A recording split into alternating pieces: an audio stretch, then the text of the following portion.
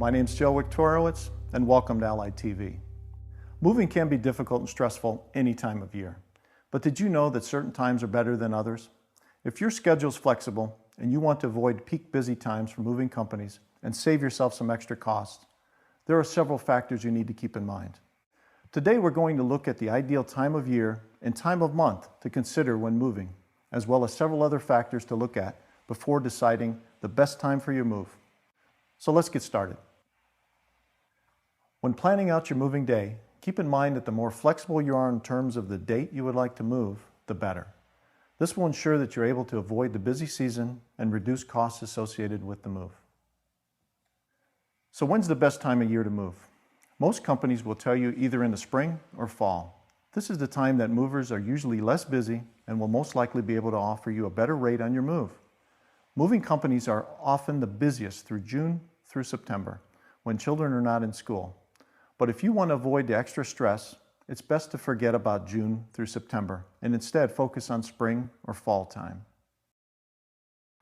Now that you know the best times of the year to move, let's talk about the best times of the month. Deciding to move at the beginning of a month is usually your best option. Moving companies are busiest mid-month and end of the month.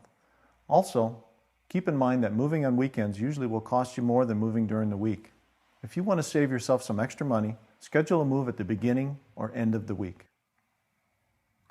While time of year and time of month are important considerations to keep in mind, it's also crucial to look at other factors as well. If you have children who are currently enrolled in school, it may be easier on them if you schedule to move over the summer or over a holiday. Although this will be a busy time for moving companies, it may help reduce stress on your children.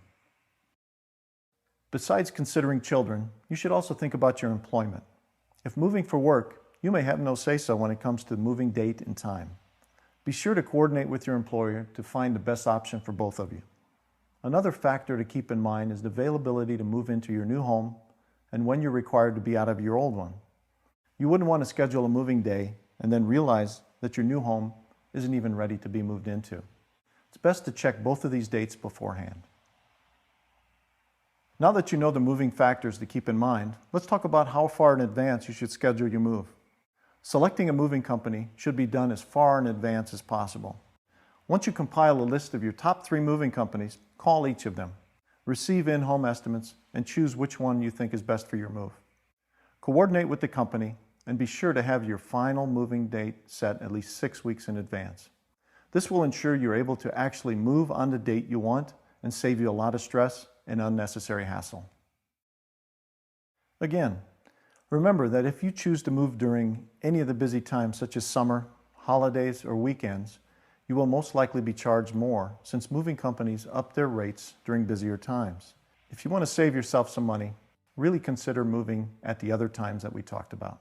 So now that you understand the best times to schedule your move, start calling companies and schedule your move today. Thanks for watching Allied TV.